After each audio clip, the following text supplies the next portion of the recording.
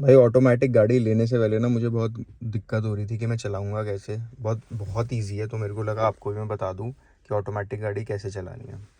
Basically हमें ही पता होता है कि जैसे एबीसी होता है कि एक्सेलरेटर, ब्रेक और क्लच। यहाँ पर ना क्लच का कुछ नहीं है, यहाँ पे एक डेड पेडल है जहाँ पे आपको लेफ्ट पैर रखना है और राइट से ही दोनों चीज़ें करनी है। एक्सेलरेट भी राइट से करना है और ब्रेक भी राइट से करना है। जनरली हम क्या करते थे, हम एक्सेलरेट यहाँ पे रखते थे राइट और क्लच और ब्रेक लेफ्ट से करते थे।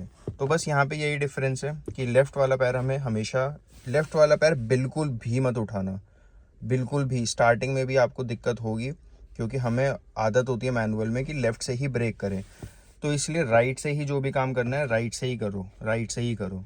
अब इसमें चक्कर क्या होता है, पहले हम यहाँ पे समझते हैं, फिर हम यहाँ की बात करेंगे। ये देखो यार, यहाँ पर ना कुछ मोड्स आपको दिख रहे होंगे। ये सबसे पहला पार्किंग मोड है, ये पी लिखा हुआ है। और मैं आपको बता दूं, जो भी आपका मोड सेलेक्टेड है वो यहाँ पे लाइट से जला होगा और आपके इंस्ट्रूमेंट क्लस्टर पे वो यहाँ पर दिख रहा होगा कि यहाँ पे जैसे पी दिख रहा है तो उसका मतलब पार्किंग पर है। ये हो गया दोस्तों पार्किंग का। ये हो गया रिवर्स का आर। ये हो गया न्यूट्रल। न्यूट्रल तो हम सबको पता ही है, जो जिन्होंने गाड़ियाँ चलाई हैं मैनुअल, न्यूट्रल क्या होता है। उसके बाद हम आ गए ड्राइव मोड पे। 90% ऑफ द टाइम जब गाड़ी चल रही होगी तो ड्राइव मोड पे आता है। और स्पोर्ट्स मोड, ये स्पोर्ट्स मोड इसलिए यूज़ होता है जब हमें थोड़ी ज़्यादा एक्सलेरेशन चाहिए होती है, जैसे पहाड़ों पे।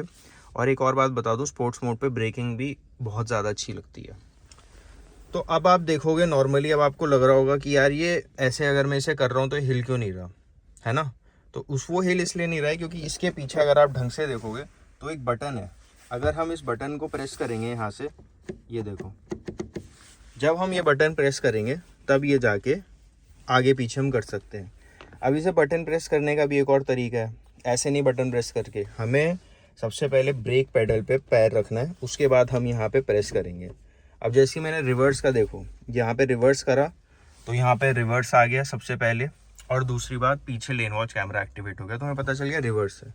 उसके बाद मैंने दोबारा ब्रेक पेडल दबाया, फिर मैं न्यूट्रल पे गया तो न्यूट्रल पे है गाड़ी। अब जनरली 100% ऑफ द टाइम जब गाड़ी चल रही होगी तब आप डीपर रहोगे, जैसे मैंने आपको बताया था अभी।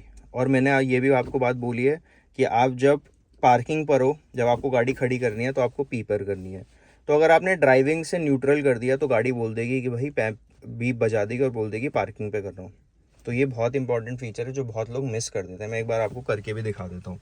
सबसे पहले हम पार्किंग पे रखते हैं गाड़ी। देखो, पार्किंग पे मैंने ब्रेक दबाया है। अभी जैसे मैं ब्रेक छोड़ दूंगा और अब मैं प्रेस करूंगा, देखो ये बटन, तो ये बंद हो गई गाड़ी।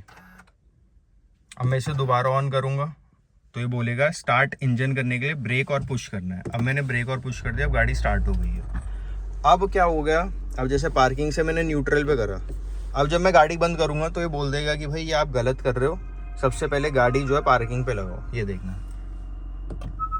ये देखो, शिफ्ट टू पार्क इसने बोल दिया। तो हमेशा गाड़ी जब बंद हो रही है तो हमेशा इसे पार्क पे करके बंद कीजिए, ठीक है। अब हम बात करेंगे यहाँ के बारे में कि यहाँ पर क्या सिस्टम होता है। और यहाँ पर थोड़ी कॉम्प्लिकेशंस होती हैं स्टार्टिंग में, बट इतनी ज़्यादा घबराने की बात नहीं है। जनरली जब हम गाड़ी स्टार्ट करते थे तो हम क्लच पे पैर रखते थे और फिर हम गाड़ी स्टार्ट करते थे, फिर हम क्लच छोड़ते थे थोड़ा थोड़ा और एक्सीलरेट दबाते थे। तो इसमें जो क्लच का काम कर रहा है वो ब्रेक ही कर रहा है। जैसे कि मैंने आपको बताया कि आपको ब्रेक दबा के यहाँ से पी से लाना है डी के ऊपर जब आप गाड़ी चलाओगे। तो जब आप ड्राइव कर रहे हो, जब आप ड्राइव करोगे तो आप अगर थोड़ा थोड़ा थोड़ा थोड़ा इसे छोड़ोगे, जैसे आपने प्रेस कर रखा है, तो आप इसे थोड़ा थोड़ा छोड़ोगे तो गाड़ी ऑटोमेटिकली थोड़ी थोड़ी उठनी शुरू हो जाएगी। और जैसे ही आपको थोड़ी और स्पीड चाहिए होगी तो आपको ब्रेक से पैर हटा के, ब्रेक और क्लच दोनों ही ये काम ये कर रहे हैं। तो मैं इसे बोल ब्रेक रहा हूँ लेकिन ये अभी क्लच का काम कर रहा है, ब्रेक का काम नहीं कर रहा गाड़ी स्टार्ट होते वक्त। तो जैसे ही हमने इसको छोड़ा तब हम एक्सीलरेट दबाएंगे और तब गाड़ी चलनी शुरू हो जाएगी धीरे धीरे धीरे धीरे। स्टार्टिंग में थोड़ा सा डर लगेगा आपको इन दोनों के बीच में, बट मेरी आपकी से रिकमेंडेशन यही है कि गाड़ी आप जो है खाली रोड पे चलाओ, सबसे पहले स्लो स्लो चलाओ। और हमेशा ये वाला जो बटन है ये प्रेस करके ही इसे आगे पीछे करो। और काफ़ी ज़्यादा आसान है ये, ऐसा कुछ डिफ़िकल्ट नहीं है। ओवरऑल ये बहुत हमारे सहूलियत के लिए बनाई है टेक्नोलॉजी। और अगर हम इसे ढंग से यूज़ करेंगे तो हमारा ही फ़ायदा होगा आगे जाके। क्योंकि यार बहुत ज़्यादा लोग ना, क्योंकि जिम विम जाते नहीं हैं इंडिया के अंदर, और मैंने देखा है कि हमारे जो घुटने हैं उनमें सबसे पहले प्रॉब्लम आती है, क्योंकि क्लच पे हमेशा इतना ज़्यादा पैर दबाना रख रहा है। तो कहीं ना कहीं ये बहुत ज़्यादा सहूलियत और बहुत अच्छा फीचर है, और मैं काफ़ी खुश हूँ ऑटोमेटिक गाड़ी से।